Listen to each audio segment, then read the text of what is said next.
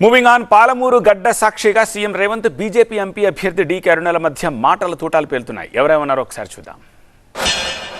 బంగ్లాలో బొట్లో కత్తి పట్టుకొని బయలుదేరిండ్రు. కాంగ్రెస్ పార్టీని చంపాలని, ఈ ఎన్నికల్లో ఓడించాలని. నేను అడుగుతున్న నడిగడ్డ బిడ్డల్ని, అరుణమ్మను జడ్పీటీసీ చేసింది కాంగ్రెస్ కాదా? అరుణమ్మను ఎమ్మెల్యే చేసింది కాంగ్రెస్ కాదా?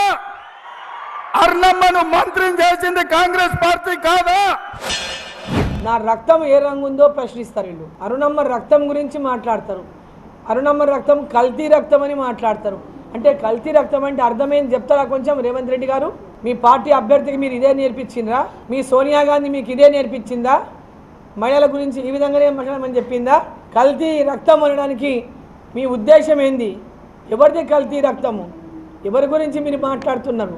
ఈరోజు ఎందుకు మీకు దిగారుడమ్మని చూస్తే అంత కడుపుమంట? 6లో 5 గ్యారంటీలను అమలు చేసినాం.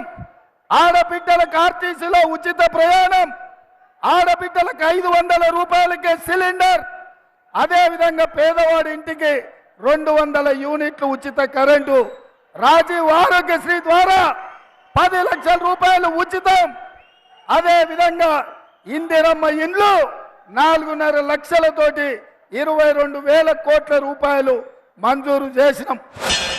కాంగ్రెస్ వాళ్ళు ఇచ్చిన మాటకు గ్యారంటీ లేదు. 6 గ్యారంటీల విషయం చూస్తున్నాం ఇవాళ. ఈరోజు దానికి గ్యారంటీనే లేదు. రాహుల్ గాంధీ గెలిస్తే 6 గ్యారంటీలు ఇస్తామంటున్నారు. రాహుల్ గాంధీ గెలిచేది లేదు, 6 గ్యారంటీలు ఇచ్చేది లేదు. వాళ్ళకి గ్యారంటీలే లేదు. కాంగ్రెస్ పార్టీ అధికారంలోకి వచ్చేది లేదు, రాహుల్ గాంధీ ప్రధానమంత్రి అయ్యేది లేదు. గ్యారంటీ లేనటువంటి గ్యారంటీలు వాళ్ళు ఇస్తూ ఉన్నారు. ప్రజలందరూ కూడా గమనించాలని చెప్పి ఈ సందర్భాన్ని నేను కోరుతా ఉన్నా. ఈరోజు కాంగ్రెస్ పార్టీ గెలిచిందంటే ఒక లక్కీ డిప్ లాగా గెలిచి, లక్కీ డిప్లో లాటరీ తగిలినట్టు రేవంత్ రెడ్డి గారికి ముఖ్యమంత్రి పదవి తగిలింది. దాన్ని చూసి 5 నెలలకే విర్రవీగుతున్నారు వీళ్ళు. 5 నెలలకే విర్రవీగుతున్నారు. అహంకారం పూర్తి తలకాయకి ఎక్కిపోయింది. ఇది మంచి పద్ధతి కాదు.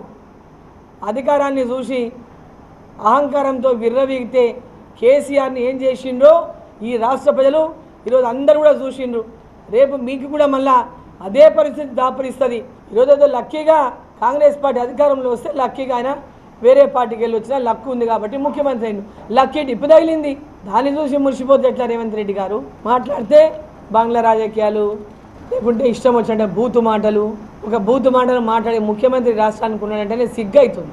ఆడపిల్లలంతా తల వంచుకునేటటువంటి పరిస్థితిని కల్పిస్తున్నాడు ఆయన.